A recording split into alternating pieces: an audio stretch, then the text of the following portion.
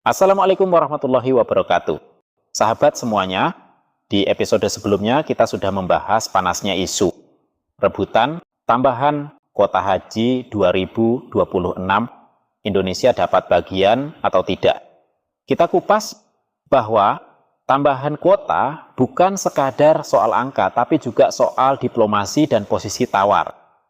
Dan setelah video itu tayang, diskusi justru makin dalam di kolom komentar.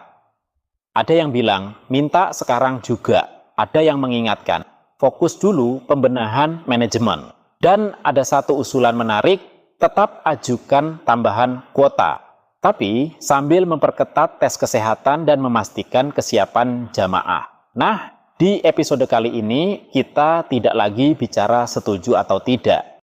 Kita naik satu level. Apakah strategi paralel, diplomasi berjalan, kesiapan teknis diperkuat, adalah langkah paling realistis untuk 2026. Mari kita bedah dengan kepala dingin. Bagi sahabat yang baru mampir ke channel ini, pastikan subscribe channel El-Lela Official. Karena di channel ini akan mengupas tajam soal tata kelola haji Indonesia.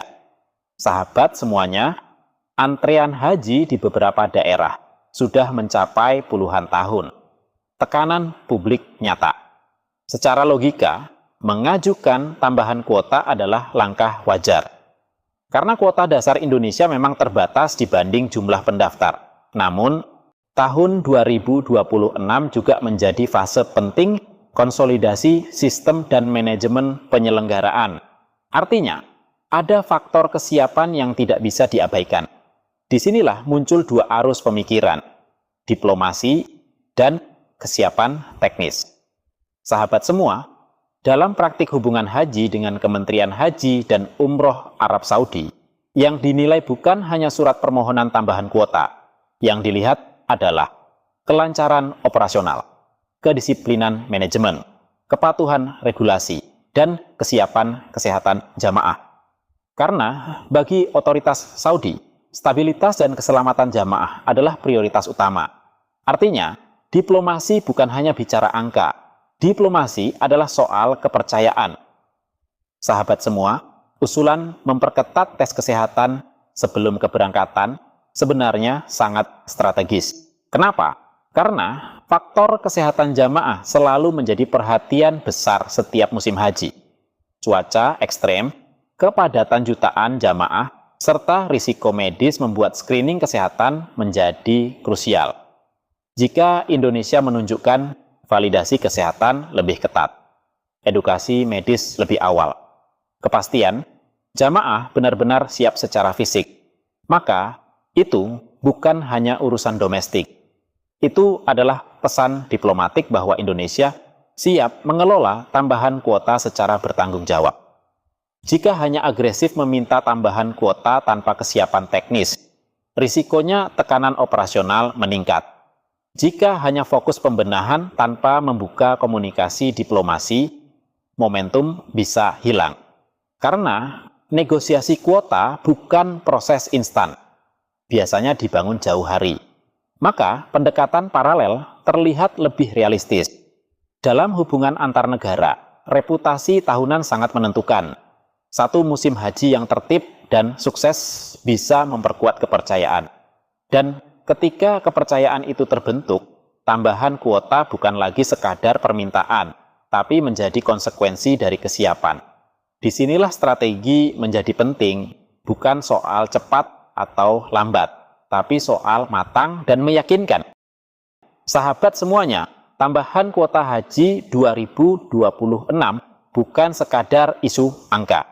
Ini soal manajemen, kesiapan jamaah, reputasi internasional, dan strategi diplomasi.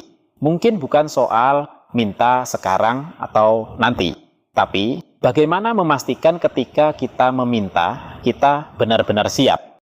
Nah, menurut sahabat semua, apakah strategi paralel ini langkah paling realistis?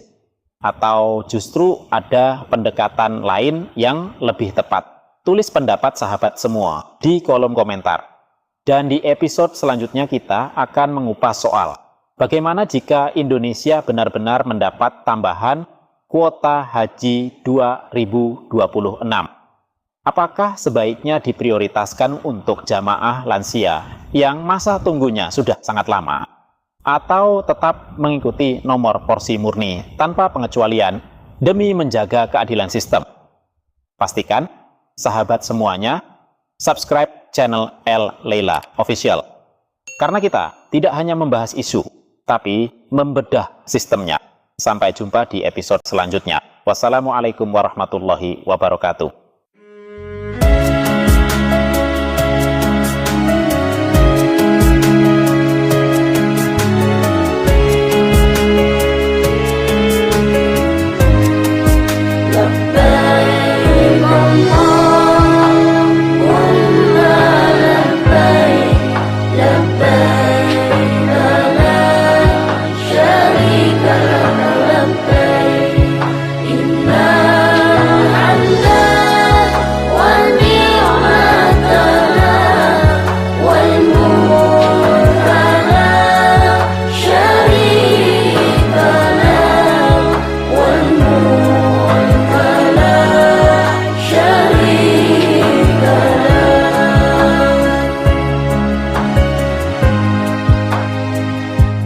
Ya Allah yang Maha Pemurah, beri kami sehat walafiat,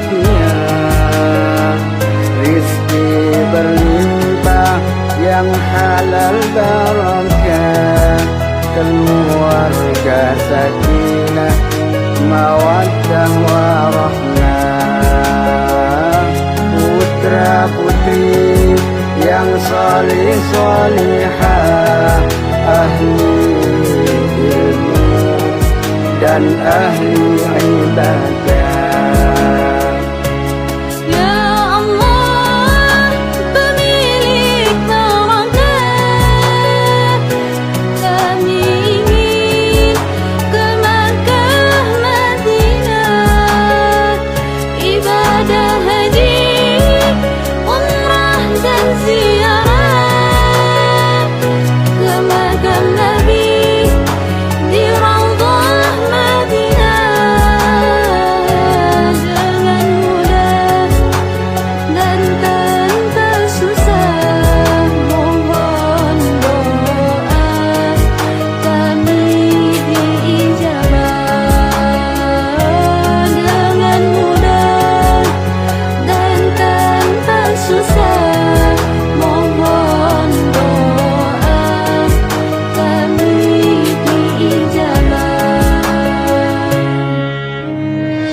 Allahumma salli ala sayyidina Muhammad salatan tuballighuna biha hajja baitikal haram wa ziyarata qabri nabiyyika alaihi afdalus salati wassalam fi lutfin wa afiyatin wa salamatin wa qulubil maram wa ala alihi wa sahbihi